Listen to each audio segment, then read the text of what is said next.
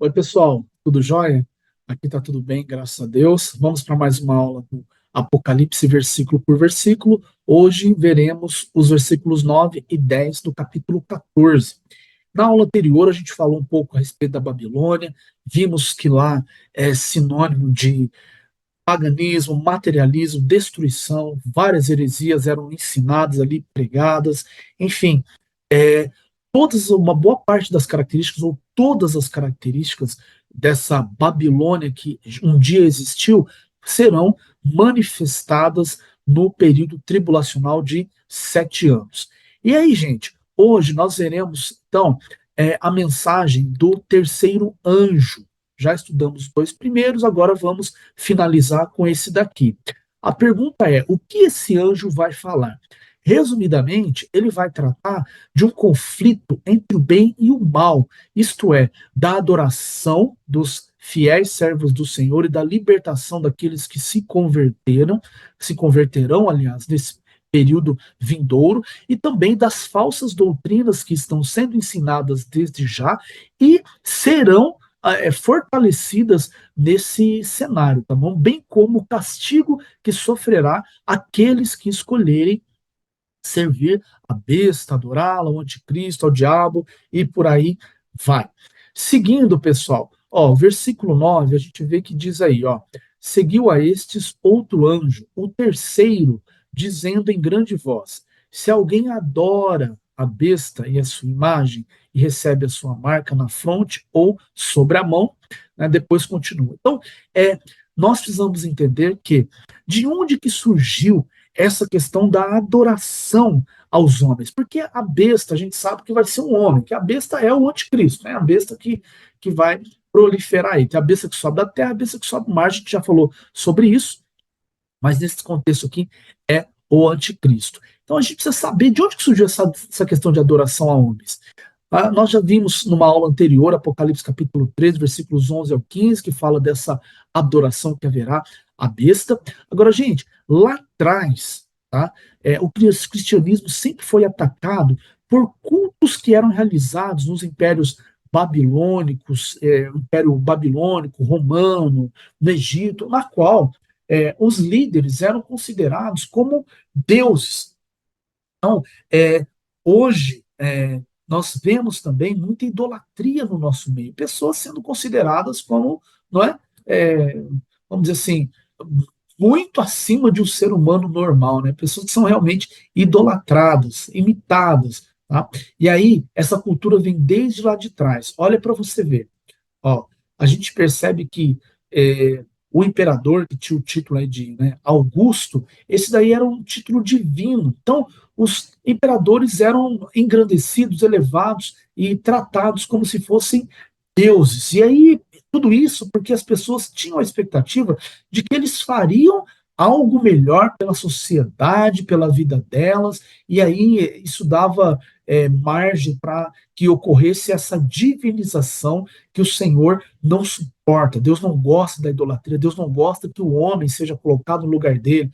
Isaías 42, versículo 8, ele diz: eu sou o Senhor e este é meu nome, a minha glória a outrem não a darei, nem os meus louvores às imagens de escultura. Então ele não gosta de repartir a glória dele com ninguém. Tá?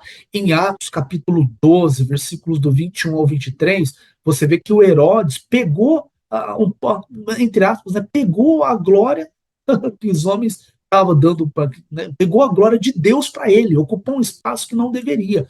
Olha o que diz aí.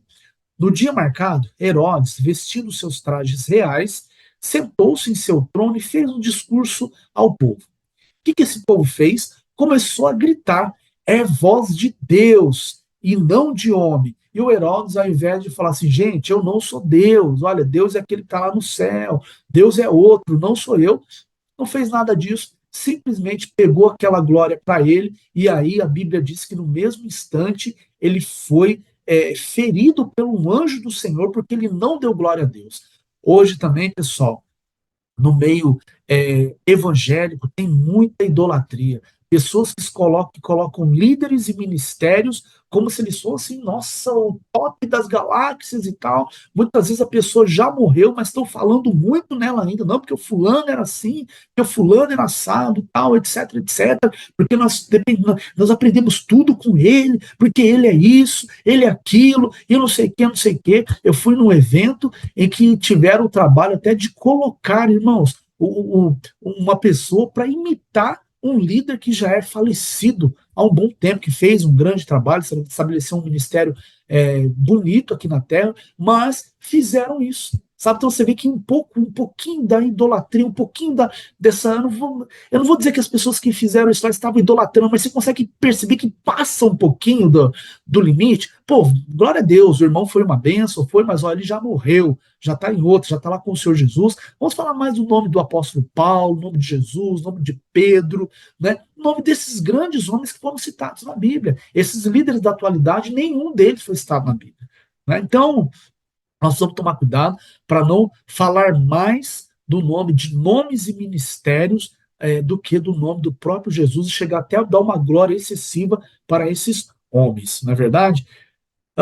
De um lado, nós temos o Herodes, que pegou a glória para si próprio, mas do outro lado também a gente tem o povo, que aqui colocou o Herodes num patamar, né, dizendo: olha, é voz de homem, não de Deus. Então, você que está pregando, meu irmão, que Deus está usando a sua vida, toma muito cuidado quando o povo começar a te elogiar demais, entendeu? Deixe claro que a glória não é sua, que é Deus que está fazendo, porque muitas vezes nós vemos acontecer coisas com os servos de Deus, ungidos e usados, às vezes é porque ele deixa aquela glória estar no coração dele, Deus percebe isso e recolhe ele até mesmo, entendeu? Recolhe, ou acaba ele tendo algum tipo de consequência, por quê? Porque a culpa é do povo também, mas dele que deixou isso entrar no coração. Provérbios capítulo 4, versículo 23 diz: de tudo que se deve guardar, guarde o seu coração, porque dele procedem as fontes da vida.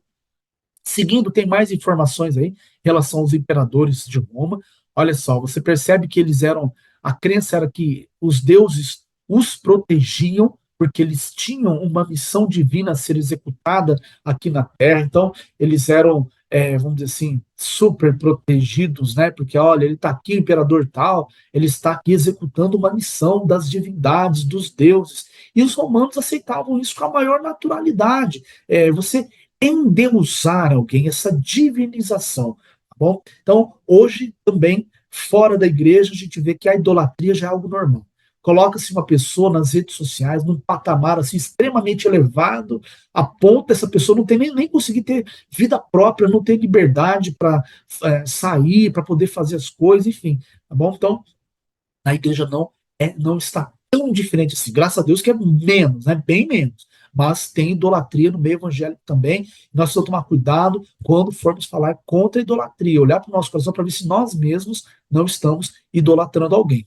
Seguindo, você vê que fala aí, ó, que sempre que um deus morria não, né? Sempre que o imperador morria, no caso do Otávio aqui, que foi intitulado como Augusto, ele foi proclamado como Deus, e aqueles imperadores que vieram depois deles também foram agraciados com o mesmo título. Olha, morreu um Deus. Você vê que a crença é tão absurda que eles acreditavam que Deus morria. Joia? Então, essa idolatria era terrível no meio deles, esse culto que era prestado ao imperador, e a gente vê que esse cenário vai se repetir lá no período de tribulação e grande tribulação.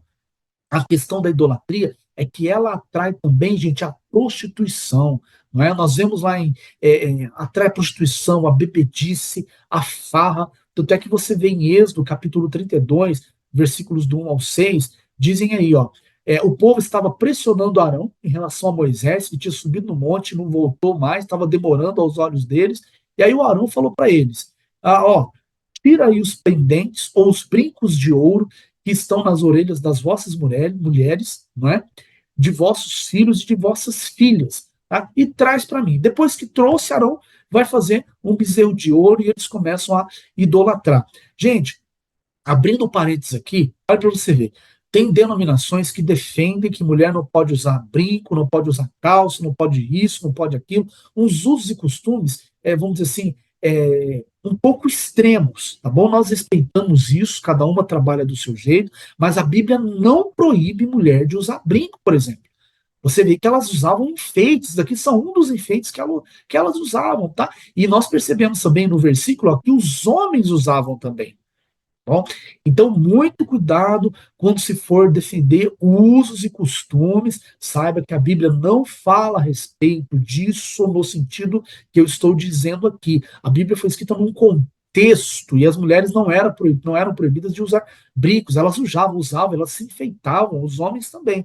Tá? Agora, é lógico, nós temos que fazer isso com moderação, tanto homens quanto mulheres, a ponto da gente não causar escândalo no corpo de Cristo. 2 Coríntios capítulo 6, versículo 3 diz que nós não devemos ser motivo de escândalo para que o nosso ministério não caia em descrédito. Assim como 1 Coríntios 10, 32 diz que nós não devemos ser pedra de tropeço nem para os judeus, nem para os gentios, nem para a igreja de Cristo. Então, usos e costumes, não cada denominação tem o seu, tá bom? Os seus, né? E a gente precisa ter uma certa cautela antes de falar contra eles, né? Olhar a palavra do Senhor, tá bom?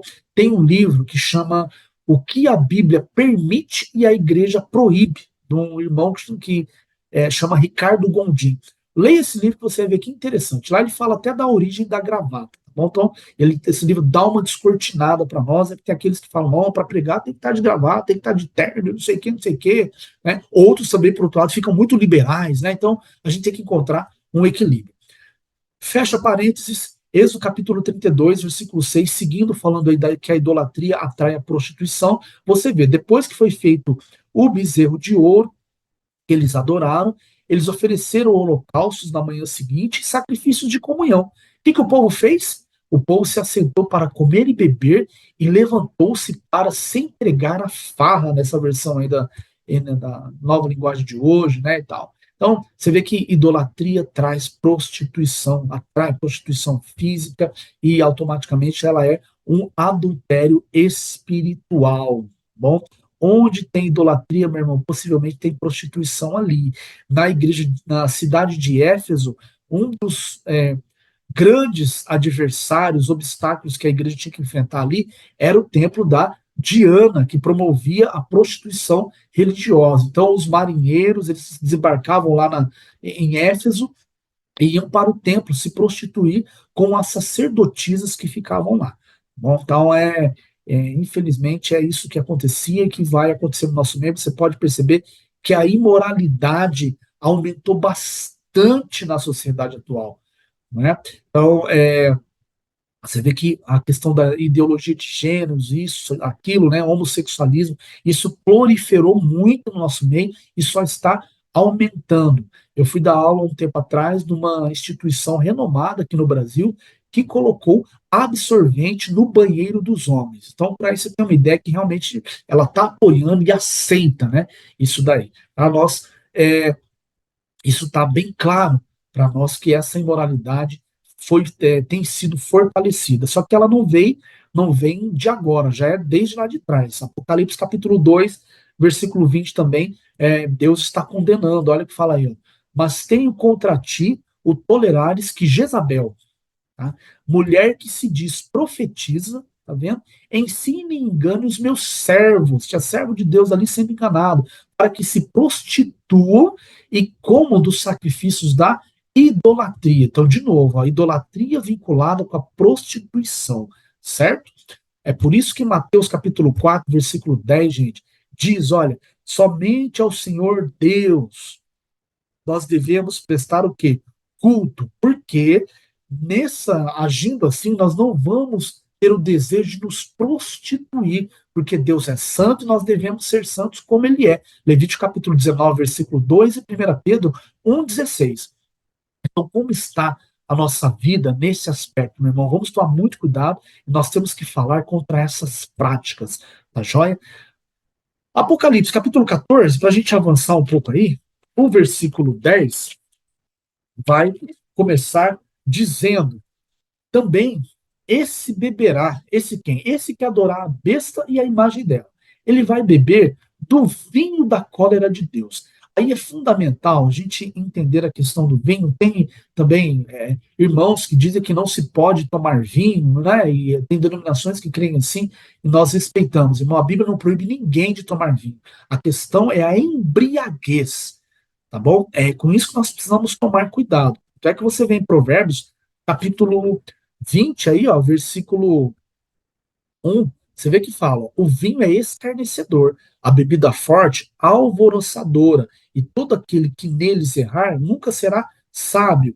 E aí nós vemos ali, é, ah, falando, né, o vinho é escarnecedor. O que significa o ser escarnecedor? Judas capítulo 19 diz, Judas, versículo 19, diz que escarnecedores são sensuais, causam divisões e não têm espírito. Então, o vinho, quando a pessoa se embebeda, ela tem uma tendência a ficar sensual, a causar divisões, o Espírito Santo não está ali, tá bom? Salmos capítulo 1, versículos do 1 ao 3, dizem: bem-aventurado o homem que não se detém no caminho dos pecadores, bem-aventurado o homem que não se detém no caminho dos pecadores, nem se assenta na roda dos escarnecedores, né? Então, ele não se assenta, antes o prazer dele está na lei do Senhor.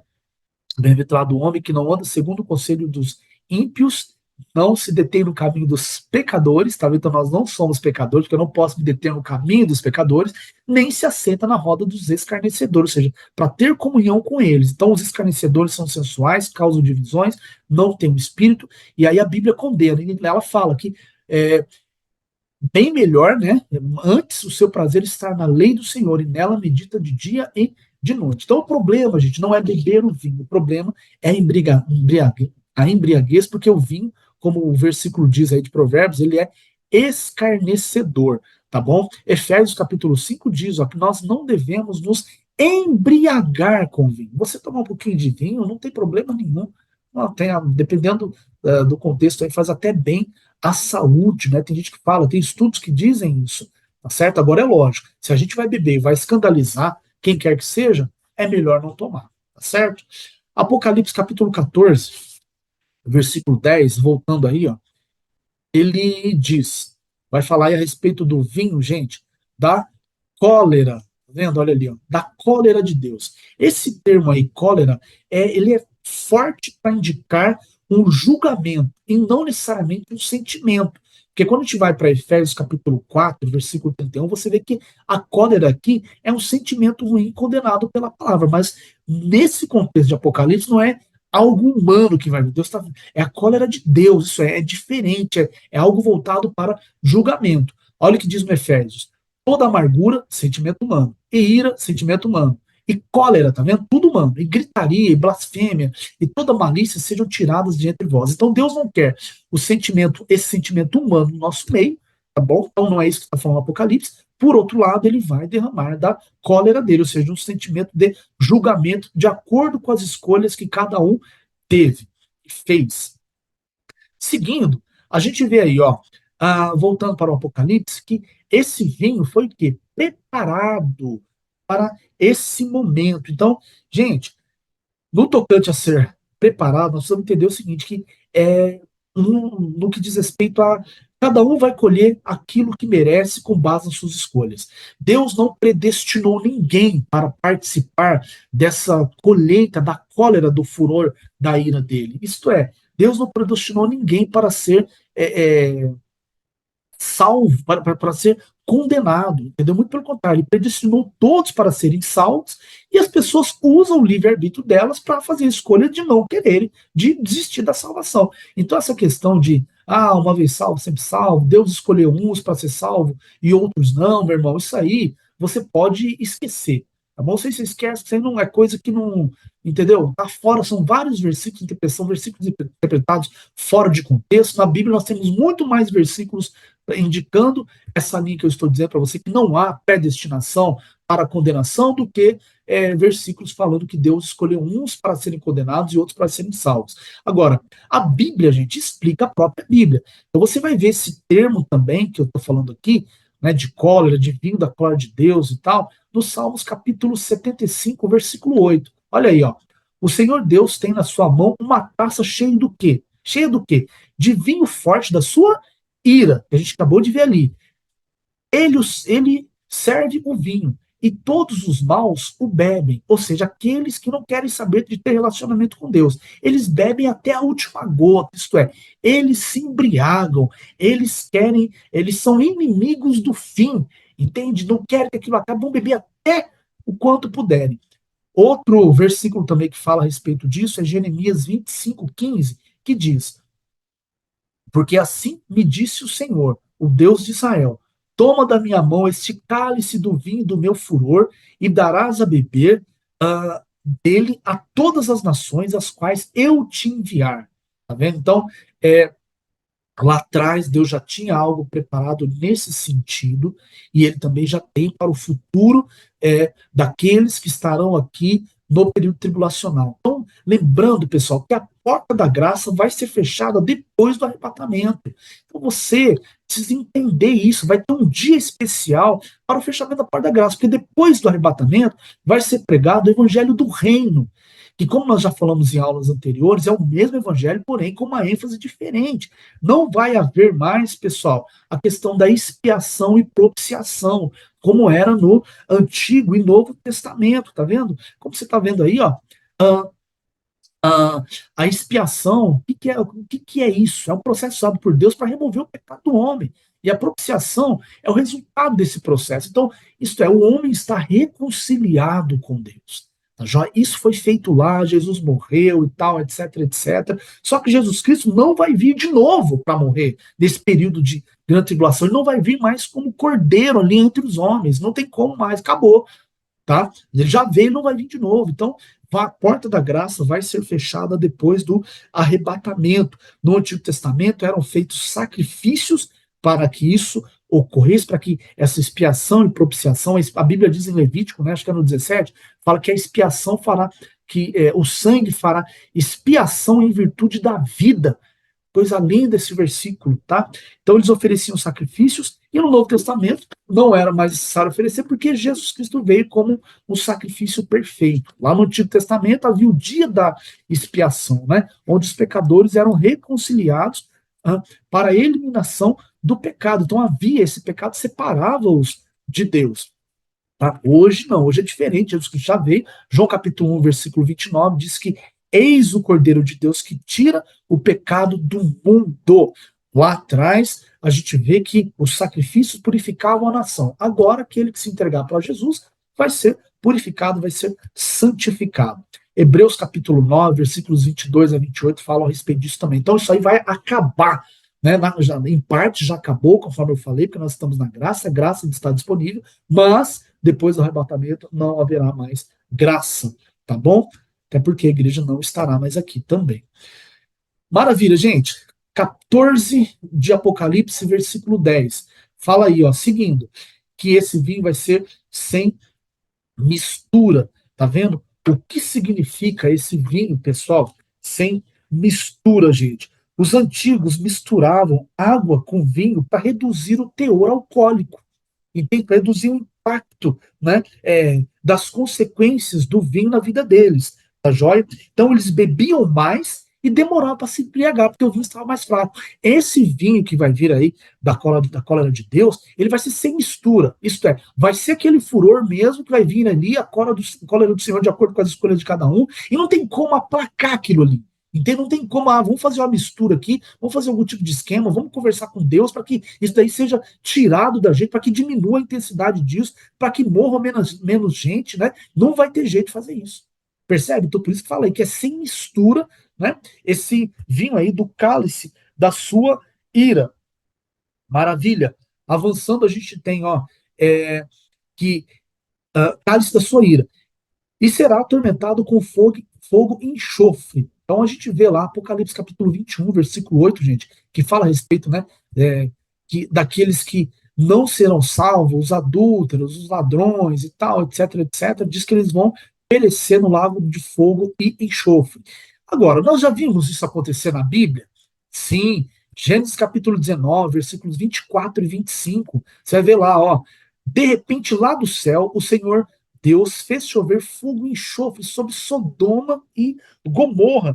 Então, a gente vê que, de novo, a Bíblia explica, a própria Bíblia, quando se fala de fogo, enxofre, está se referindo aí a um tormento inexprimível, né? Então, a gente percebe que lá já aconteceu e vai acontecer de novo lá na frente. Aí a gente vê, ó, seguindo, ele destruiu essas duas cidades e também todo o vale e seus moradores, e acabou com todas as plantas e árvores daquela região. Então, esse foi o destino de Sodoma e Gomorra. O pecado estava aflorando demais, como hoje o mundo já está, vamos dizer assim, pior do que Sodoma e Gomorra, né? A única diferença é que aqui não tem ninguém querendo fazer sexo com os anjos, tentando, né? Sabendo que é anjos e tentando fazer, querendo fazer sexo com os anjos. Lá teve gente que quis fazer isso. Então a coisa, olha, estava demais, tá bom? Avançando, então, tá encerrando o versículo, ó. Isso vai acontecer diante dos anjos santos do Senhor e na presença do Cordeiro. Note que ele não está como Cordeiro no meio dos homens. Ele vai ser visto assim, mas a função dele já não é mais morrer, né? Tirar o pecado do mundo. Pois bem, então isso vai acontecer na presença dele. Por que, que vai chegar no limite aqui que não vai ter jeito de fazer mais nada? Porque até aqui, gente, eles ignoraram. Olha para você ver. A igreja pregando o evangelho, as pessoas que se reconciliaram com Deus, que ficaram aqui pós-arrebatamento, ignoraram também os novos convertidos, tá vendo? Aqueles que morreram, os mártires, foram ignorados. A pessoa, em vez de falar assim, olha, era isso, aquela pessoa morreu defendendo o evangelho, puxa vida, é porque ó, tem alguma coisa aí. Além disso, teve as duas testemunhas, né, elas vão aparecer, e os 144 mil. Então você vê que não tem como falar assim, ah, não, mas é porque não fiquei sabendo, não, ninguém me explicou, não vai ter jeito, esse evangelho vai ser pregado em todo o mundo, né? Os anjos, a gente viu ali que o anjo, né, o primeiro anjo, vai pregar o evangelho também, enfim, além dos sinais que vão ocorrer no céu, na terra, e do caos que esse mundo vai se tornar. Então, essas pessoas, nesse contexto, já vão ter ignorado tudo isso. Resumindo, elas querem a condenação eterna mesmo, não tem outro jeito. Infelizmente, é isso que vai acontecer. Tá? Então, esse terceiro anjo, a mensagem dele é uma exortação para aqueles, para que evite, né, para que não adore, mas não adore a besta e não receba a sua marca. E é Deus apelando mais uma vez, né, para eles, olha, se arrependam disso, que eu não quero condenar ninguém, e assim vai. Tá? Então ele manda esses três anjos aí, tá bom? Resumindo, então a mensagem do primeiro anjo, gente, o objetivo é pregar o evangelho eterno, tá bom? Já falamos a respeito disso. Do segundo anjo, ele vem chamar é, os ímpios para poder se unir ao povo de Deus, no arrependimento. Fala, olha, parem com isso, não é? Vamos se unir aqui ao povo para, né, para que sejam salvos. E o terceiro anjo é uma advertência aí, ó, a todo mundo, ou seja, a mensagem vai ser espalhada. E é aí que vai se cumprir Mateus capítulo 24, versículo 14. Esse evangelho do reino será pregado em todo o mundo e então virá o fim. Bom, beleza. Falando de fim, eu vou encerrar por aqui, fazendo um convite para você que ainda não entregou a sua vida para Jesus Cristo. É fundamental que você procure uma igreja evangélica mais próxima da sua casa, procure um líder, ou vá num culto nos lares, comece a estudar a palavra de Deus, a ouvir a palavra, a obedecer, se batize, por aí vai. Porque as falsas doutrinas estão sendo pregadas no nosso meio, isso elas só vão se intensificar, tá joia? E você precisa ter a sabedoria divina, que é mencionada lá em Provérbios capítulo 1, versículo 7, né? O temor do Senhor é o princípio da sabedoria, né? Para poder discernir o que é bom para você e o que não é. Isso é, olha, será que isso aqui vem de Deus? Será que não vem? Será que isso vai trazer salvação para mim ou não? Porque o diabo está pregando, usando homens e mulheres para pregar falsas doutrinas. Tá bom? Muitas vezes eu passo em frente a um determinado centro espírita aqui onde eu moro. Gente, as pessoas chegam antes de abrir. Se abre 7 horas, quando você chega ali 6h20, já tá cheio de carro na porta, 6h30, já tem gente sentado lá de fora esperando os pais de santo chegar lá, os guias, enfim, seja lá quem for os líderes, para poder abrir. Entende? Isso, essas doutrinas estão sendo muito fortalecidas no nosso meio. E você, meu irmão, que já é cristão, note, você tem que ser uma pessoa biblificada, ou seja, preparada para poder refutar essas doutrinas que estão sendo pregadas para esclarecer a vida daqueles que precisam, não é? Nós temos que contar aí com a sua frequência nos cultos de ensino da sua igreja, entendeu? Estude pela internet, pelo YouTube, enfim, tem muito material bom para você, tá bom? E aí, pessoal, eu quero te encorajar a dizer, ó, o nosso desafio, te encorajar dizendo não se corromper num mundo corrupto que jaz no maligno. Muitos que eram cristãos evangélicos quebraram a aliança com Deus, eles não querem saber de Deus mais, querem ficar no mundão, tá bom? O diabo está pregando que nada que te faz feliz é errado. Ou seja, segue os desejos do seu coração. E a Bíblia fala que enganoso é o coração do homem. Então nós precisamos da sabedoria divina para poder sobreviver desse mundo corrupto que jaz o maligno. Então, como que está o seu conhecimento da palavra? Como que está a sua vida? O que você tem feito para poder se fortalecer espiritualmente, para não se corromper nessa nação terrível, nesse mundo terrível que nós estamos vivendo? Tá joia? Então, que Deus continue te abençoando, vamos nos fortalecendo no Senhor e na força do seu poder, e até a próxima aula. Fique na paz do Senhor Jesus, gente. Um abraço.